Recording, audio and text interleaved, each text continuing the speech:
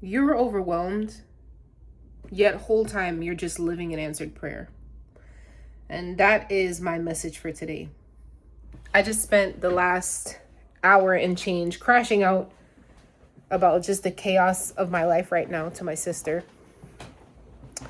And I was telling her about the fact that I'm so frustrated with the messes that I have to clean up in this house. The fact that I have a client engagement that I just started this week, technically today. I have exams to study for. I have a trip coming up. I have to travel soon. I'm trying to put together a proposal to get money for my nonprofit. There is just so much going on. And I know that that is a function of just being ambitious. Like, I signed myself up for all of these things. In hindsight, I don't know if I should have, but I did. And here I am. And it sucks being overwhelmed. I hate this for me. But what she helped me realize is that, yes, the answer is to take everything one step at a time. But also, thank God. Thank God. The reason that I have a mess in my house right now is because I have so many belongings and so many, you know, pieces of property and so many pieces of clothes and so many decorations. And I share a space with somebody that I really love. Thank God for that.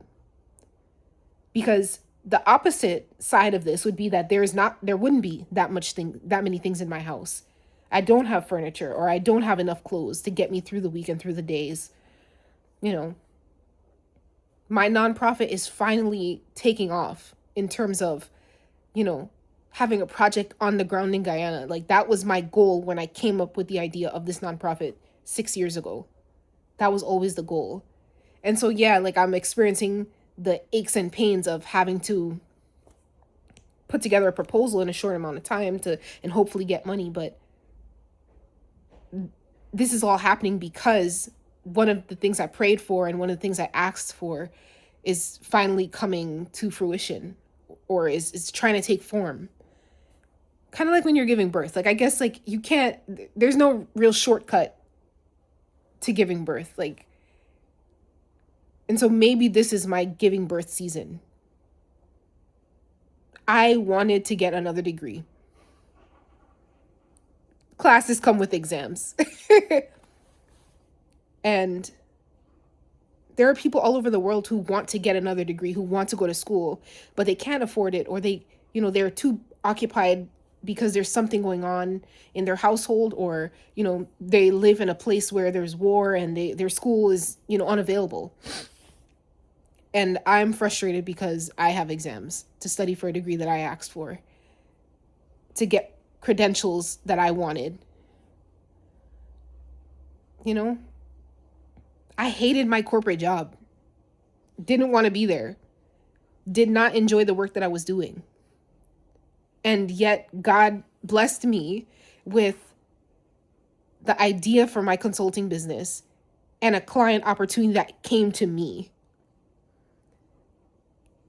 Yes, it is overwhelming to balance all these things. Don't get me started on the fact that I have not had a proper workout in over a week. But God is so good. And I'm so grateful for everything that I have at present. Because this is the stuff that I wanted. When I was crying out in pain and heartache and frustration at different points in my life, this is what I wanted. I wanted to be able to go to school. I wanted to work a job that I gave a crap about and do work for people that I cared about. I wanted clothes. I wanted to share a space with a safe space, a happy space filled with things that I love and people that I love. That's what I wanted.